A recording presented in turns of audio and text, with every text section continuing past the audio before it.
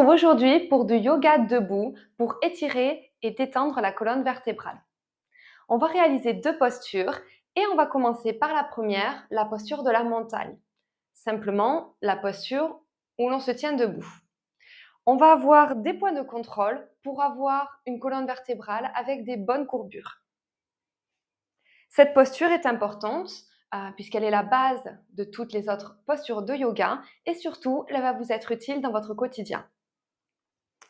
Pour réaliser la posture de la montagne, notre premier point de contrôle, c'est les pieds. On va venir joindre les gros orteils et les talons. En ayant bien les pieds à plat et en essayant de trouver une bonne stabilité. Ensuite, on va venir monter les rotules pour protéger les genoux et rentrer l'avant des cuisses vers l'intérieur. Pourquoi? Parce qu'en réalisant donc ce mouvement-là, on va venir libérer le bas du dos, ouvrir l'arrière du dos. D'accord? Les pieds et les talons donc ensemble, les rotules montées et le haut des cuisses rentrés vers l'intérieur. Ça, c'est les 3 points de contrôle au niveau des jambes.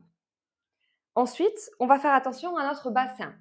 Donc, pour pas avoir le bassin qui part trop en arrière, puisqu'on est souvent cambré, surtout les femmes, on va venir donc faire une inversion. On va venir descendre le coccyx et monter le pubis. D'accord? Donc, les pieds l'un contre l'autre, les genoux montés, l'avant, le haut des cuisses vers l'intérieur et le bassin rétroversé. Cette posture, c'est donc comment vous devez positionner votre jambe et votre bassin. Et ensuite, simplement, ça va être de mettre les épaules en arrière. D'accord? Et là, dans cette posture, vous êtes droite dans Tadasana, avec ces points de contrôle. Ce qui va être important maintenant dans la tenue de cette posture, c'est de venir respirer et de s'étirer vers le haut, comme si vous aviez un fil au-dessus de la tête qui vous tire vers le haut. Donc, on se repositionne, les pieds ensemble, les genoux montés, le bassin rétroversé avec le haut des cuisses vers l'intérieur, les épaules en arrière, et on respire et on monte vers le haut. On inspire, on se grandit. Et on expire. Donc vous maintenez la posture comme si vous aviez un fil qui vous tirait vers le haut. On continue, on inspire.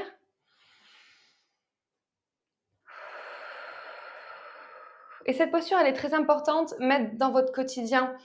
Plus vous allez la pratiquer, plus vous allez dans votre quotidien la faire naturellement.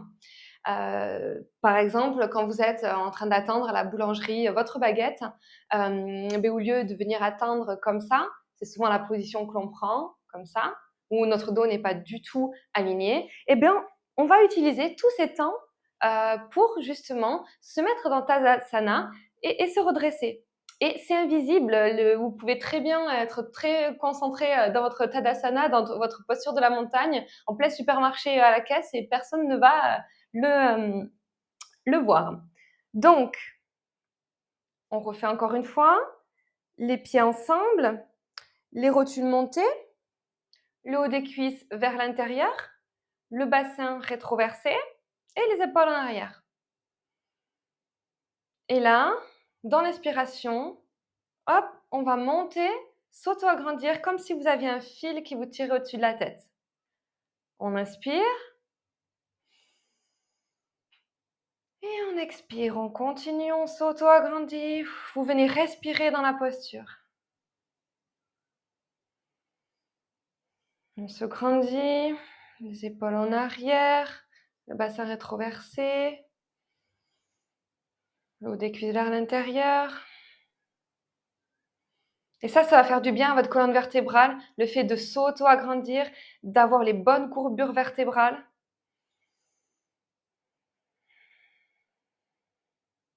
Vous maintenez 20 secondes, 30 secondes. Pour les débutants, c'est très bien. Ça suffit. Et on relâche. On se détend un petit peu.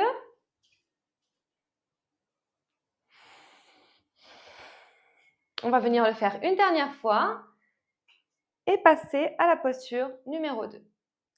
Je vais me mettre face à vous. On joint donc les gros orteils, les talons. On écarte bien les autres orteils. On essaie de trouver une stabilité au sol. On monte les rotules. On rentre le haut des cuisses vers l'intérieur. On crée de l'espace dans notre dos, notre bas du dos. On rétroverse le bassin. Donc légèrement, hein, on ne vient pas non plus comme ça. Hein. Il faut que vous trouviez une stabilité, un juste milieu. Les épaules en arrière. Et on se grandit. Et on respire en même temps.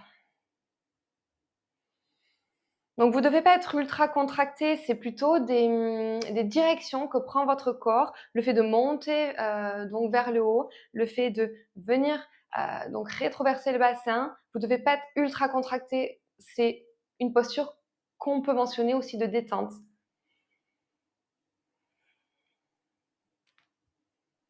On respire, on se grandit. Les épaules en arrière, le bassin rétroversé, le haut des cuisses vers l'intérieur, les genoux vers le haut, les rotules montées et les pieds ensemble. Et on relâche. Donc faites cette posture au cours de votre journée. Vous allez voir, ça va vraiment réaligner et détendre tout votre dos. Pour la deuxième posture, on va venir donc se mettre au sol, à genoux. Et on va venir dans le chien tête en bas avec une variation pour notre bas du dos. Donc, on va utiliser un mur ou des blocs de yoga. Donc, l'idéal, c'est quand même le mur, puisque tout le monde n'a pas de bloc de yoga. On va venir donc positionner, élargir les mains à la largeur de vos épaules. Élargir donc les genoux à la largeur de votre bassin. On se met donc pas trop loin du mur. Et on va venir dans un premier temps descendre dans la posture de l'enfant pour détendre son dos. On respire dans cette position.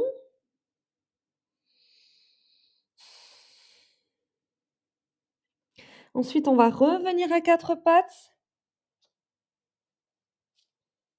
Et là, on va crocheter les orteils, pousser les fesses en arrière et venir monter vers le haut.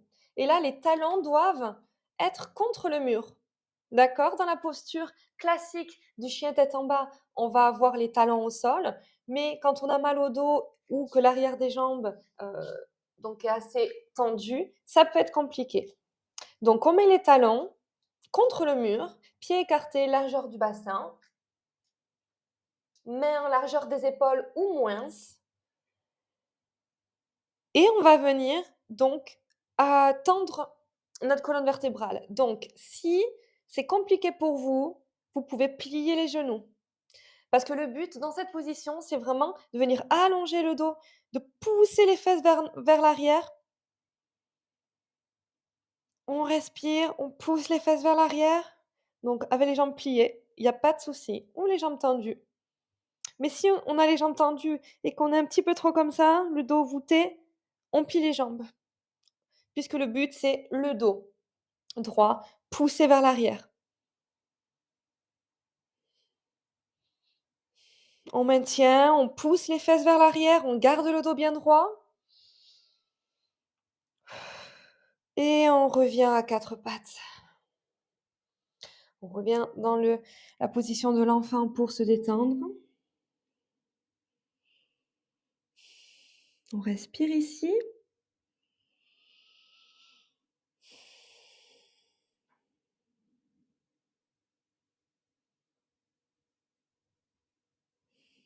On va venir le refaire une deuxième fois. On se remet à quatre pattes.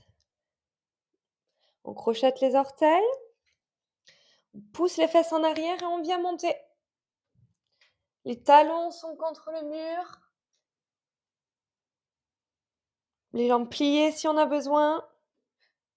On pousse les fesses en arrière, on garde le dos droit. Ici, ce qui est important, c'est de venir aussi écarter les épaules. On éloigne les épaules de nos oreilles, hein, ça c'est important, pour protéger notre nuque. Et on pousse les fesses vers l'arrière, jambes pliées ou jambes tendues. On pousse, on pousse. On respire. Et on revient. On se met dans la posture de l'enfant à nouveau pour se détendre. On prend quelques aspirations ici. On inspire. Et on expire.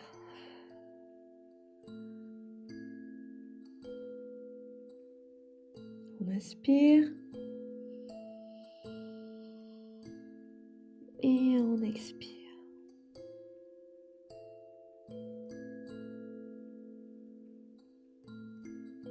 On inspire une dernière fois. Et on expire.